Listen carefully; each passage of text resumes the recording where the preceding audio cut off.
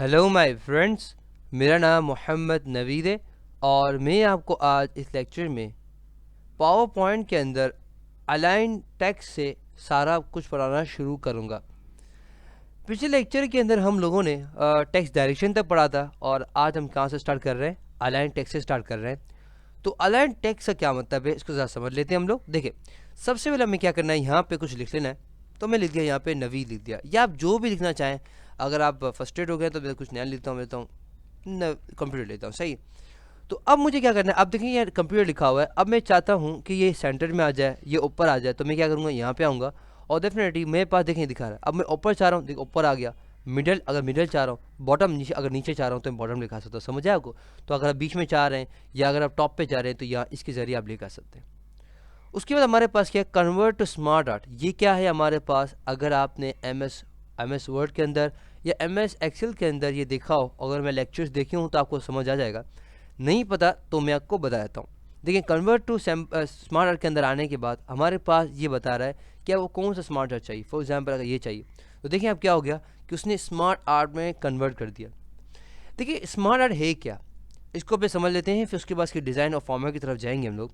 देखिए smart art यानी कि एक ऐसा आर्ट जो स्मार्ट है। हम लोग कहते हैं स्मार्ट, कहते बहुत स्मार्ट बंदा है। तो ये हम किस तरह स्मार्ट है, इस स्मार्ट इस तरह से है कि जब भी कोई बंदा उसको देखता है ना तो वो मैसेज समझ जाता है। यानी कि अगर हम इसको अगर हमारे पास स्मार्ट आर्ट को दिखे ना, तो आपने ब्राउचर्स देखे होंगे या फ्लैट्स देखे होंगे, तो डायरेक्ट मैसेज दे रहे होते हैं। यानी कि आपको बोलना नहीं पड़ता कि हम लोग ये कोशिश करवाते हैं, हमारे पास ये है, नहीं।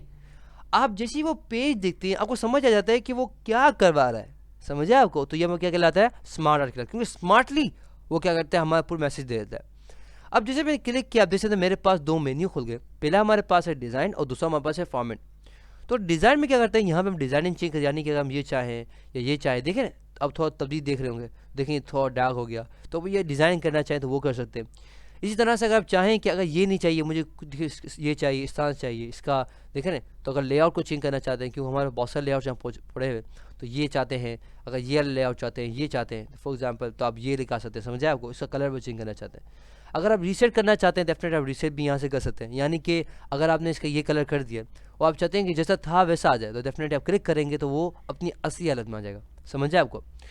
उसके बाद हमारे पास क्या है, हमारे पास है कन्वर्ट टू टेक्स्ट। यानी कि अगर मैं चाहूँ उसको कन्वर्ट टेक्स्ट कर दूंगा तो क्या हो जाएगा, वो अब वो स्मार्ट आर्ट नहीं रहेगा। समझे आपको?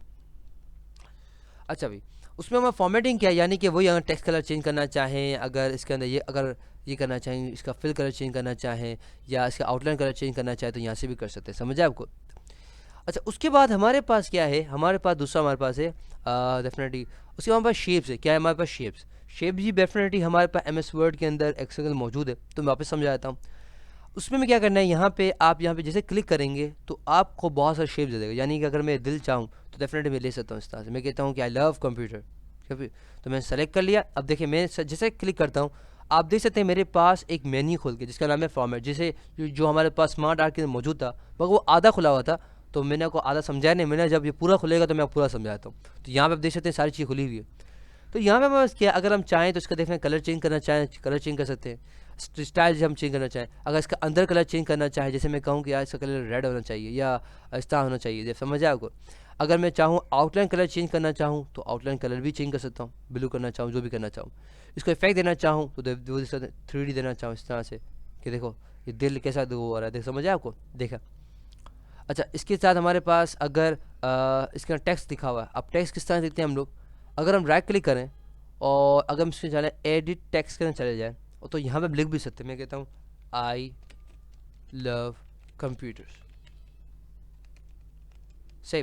तो अब मुझे क्या करना है, अब मुझे देखें ये बिल्कुल सिंपल लिखा हुआ है ना, आई लव कंप्यूटर्स। तो इसको अगर तो हाईलाइट करना है, तो अच्छा करना है, तो क्या करना पड़ेगा, हमें सेलेक्ट करना पड़ेगा। और उसके बाद आप देख सकते हैं यहाँ पे मैं इसकी देखें कलर वाला स्टाइल, अगर फिल कलर चेंज करना चाहूँ, आउटलाइन कलर चेंज करना चाहूँ, या अगर चाहूँ कि यार इसको इफेक्ट देना चाहूँ तो यहाँ पे दे सकता हूँ। यानी कि मैं इस तरह देना चाहूँ इफेक्ट, तो डेफिनेटली मैं इस तरह दे सकता हूँ। समझ जाए आपको? देखिए आई लव कंप्यूटर्स। अच्छा, इसके बाद मैं रोटेट करना चाहूँ तो यहाँ रोटेट भी कर सकते हैं हम लोग। समझ जाए आपको? अगर इसका हम साइज़ चेंज करना चाहें तो डेफिनेटली यहाँ पे साइज़ भी चेंज कर सकते हैं। समझ आए आपको? तो इसके ज़रिए हम लोग क्या कर सकते हैं, यहाँ पे बहुत सारी चीज़ें हम काम यहाँ कर सकते हैं। अब देखें यही अगर हम जाएँ तो अगर दूसरा कोई भी हम शेप ले लें तो सब वही चीज़ें वापस से खुल जाएंगी जो हमने पढ़ी अभी। तो ये चीज़ हम हर शेप पे अप्लाई कर सकते हैं, समझे आपको। उसके बाद हमारे पास यही कि अरेंज करना चाहें, अगर आप कोई स्टाइल लगाना चाहें डेफिनेटली ये स्टाइल लगाना चाहिए। जब मैं वहाँ पढ़ा था शेप के अंदर, तो यहाँ थोड़े बहुत ऑप्शन यहाँ पे भी दे दिए गए। ये फिल कलर मैं आपको बताया था अभी यहाँ पे शेप के अंदर, तो डेफिनेट फिल कलर यहाँ से भी चेंज कर सकते हैं, वहाँ से भी चेंज कर सकते हैं। हम कहते हैं कान यहाँ से खींचे, कान हाथ घुमा खींचें, बात तो वही है। ये भी यही है कि अगर आप यहाँ से शॉर्टकट खींचना चाहें, शॉर्टकट इस्तेमाल करना चाहते हैं वो भी कर सकते हैं। इफेक्ट देना चाहें शेप को, शेप को डेफिनेटली यहाँ से इफेक्ट दे सकते हैं। तो वही चीज़ें जो हमें फॉर्मेट की पढ़ी ना, देखें यही है नज़र आपको, ये रहा इफेक्ट सब यहाँ पे देखिए, फिल कलर शेप यहाँ पे इफेक्ट यहाँ पे मौजूद है और ये यहाँ पे मौजूद है। उसके बाद हमारे पास जो लास्ट चीज़ पढ़नी है, हमें क्या पढ़ना है, हमें फाइंड, रिप्लेस और सेलेक्ट पढ़ना है। यानी कि अगर हमारे पास कोई चीज़ लिखी हुई है तो सबसे सेलेक्ट करते हैं सबको। या फॉर एग्जांपल मेरे पास यहाँ पे नवीद लिखा हुआ है फॉर एग्जांपल, और मैं ढूंढना चाह रहा हूँ कि नवीद कहाँ लिखा हुआ है। अभी तो यहाँ एक लिखा हुआ है, अगर मैं ढूंढना चाह रहा हूँ नवीद कहाँ है तो मैं फाइंड में जाऊँगा और मैं कहूँगा नवीद का, तो लिखूँगा यहाँ पे, लिखूँगा नवीद और उसके बाद कर दूँगा फाइंड नेक्स्ट। तो डेफिनेटली हमें क्या दिखा हमें क्या नवीद, और डेफिनेटली क्या कर रहा है, हमें दिखा रहा है कि हमारे पास क्या देखिए हाईलाइट कर दिया इसने। अगर मैं चाहूँ कि नवीद की जगह कुछ और आ जाए तो मैं कहता हूँ कि नवीद की जगह आ जाए naveedplace.com।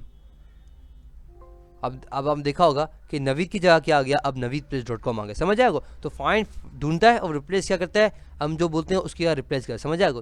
सेलेक्ट करना हो तो यहाँ सेलेक्ट ऑल कर सकते हैं आप, जितना चाहें डेफिनेटली सबको सेलेक्ट करना चाहें तो डेफिनेटली इस तरह से कर सकते हैं, और अगर आप चाहें तो सेलेक्ट ऑल भी कर सकते हैं। तो आज के लेक्चर में बड़ी ज़बरदस्त चीज़ हमने पढ़ी। आई होप आपको बहुत अच्छे तरीके से समझ आ गया होगा, मैंने बहुत अच्छे तरीके से समझाने की कोशिश की। कोई मसला हो तो हमारी वेबसाइट www.naveedplace.com ज़रूर विजिट कीजिएगा, आपको वहाँ बहुत सारी चीज़ें मिल जाएंगी। तो अल्लाह हाफ़िज़, हमारे इंशाल्लाह आपसे अगले लेक्चर मुलाकात होती है। टिल देन अल्लाह हाफ़िज़।